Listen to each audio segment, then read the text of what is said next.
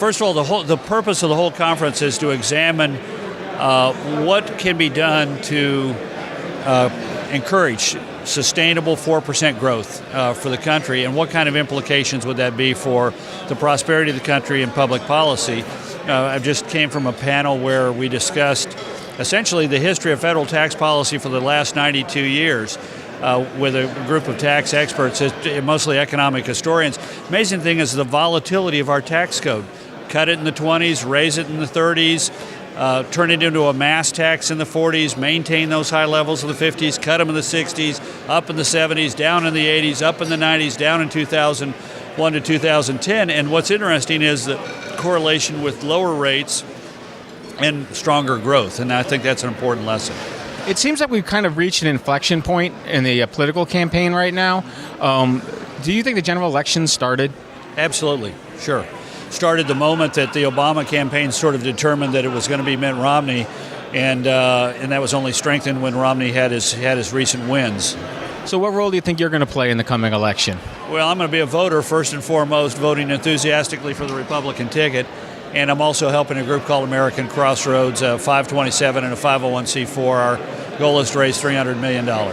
And what do you think he has to do, Mr. Romney has to do at this point? This morning's Washington Post numbers, they look really good on the economy, very tough on women. What do you think he's going to have to do in order to bridge that gap? Well, he's going to have to talk about the issues in a way that swing voters find appealing. I mean, we've come through a very rough period. What interested me in the ABC Washington Post is among all voters, President Obama was at 51. Not exactly a compelling number for a guy who's got everything going for him now and everything going against his opponent. Romney is at the tail end of a difficult and contentious primary that's left a lot of wounds. It's not over yet, and yet he's within spitting distance. And if you look at President Obama's reelect in the Gallup, 45% reelect and 44% for the generic Republican. Take a look at this morning's Gallup job approval, 45%. No president's ever been reelected with numbers that low at this point. So do you think that all the stuff that's being talked about today is what kind of going to have to be put off for a year or so before anything actually gets done in Washington? Because it seems right now, I mean, this all seems great, but this doesn't seem like the time to talk about solutions. Yes, it is. Now is exactly the time to talk about solutions, because you need to build a consensus in the American people about what needs to be done. And, if you want to avoid these big issues of how do we create economic growth, what role do restraining taxes, putting our fiscal house in order, if you want to avoid those problems, you're avoiding, what do you need to do about entitlements? If you want to avoid all of these, you're going to avoid what's at the center of most Americans' concerns. What do we need to do to create jobs, prosperity, and better paychecks for the American people? And we've got two competing visions. One says leave it to the government, and the other vision, which needs to be strongly and forcefully articulated, is unleash the private sector to reestablish the prosperity that Americans have enjoyed for most of our life as a nation. To get some of these things done, to get any of it done, they're going to have to find some consensus in Washington. Is this the season for it? And where do you see common ground? Now's not the time for consensus, but now's the time to build the foundation for consensus. Look, if you go and take the politics aside, if you say ignore for a moment presidential election year, you'll find there's a remarkable amount of consensus that what we got can't be sustained. You'll find Democrats and Republicans alike, as we heard on this most recent panel, agreeing that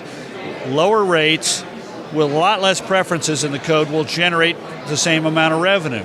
You'll get a broad consensus on that. You'll get a broad consensus that we cannot have these entitlement programs continue in their current form because they're unsustainable. They go belly up starting in 2021 with the hospital portion of Medicare, and Social Security goes belly up in 2036. And there's a broad consensus of that. What we need is leadership, and the way to build that leadership is to make this a big issue in the 2012 presidential election and thereby build the foundation for cooperation afterwards. President George W. Bush talked about cutting taxes in the 2000 campaign and came into office with after a very contentious election. You had a lot of people who never really believed he was the legitimate president of the United States.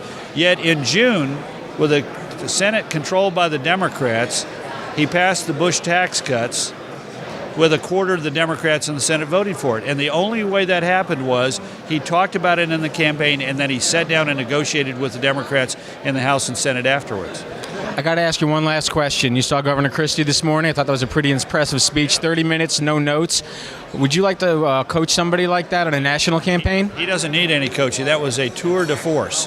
and a very talented leader, and obviously passionate and well versed in what he wants to achieve and what he needs to do. Think he could make it in 2016? 2016, we're going to have a Republican president running for re-election. So, thank you. Thank you. Thanks very much. You bet. Thank you.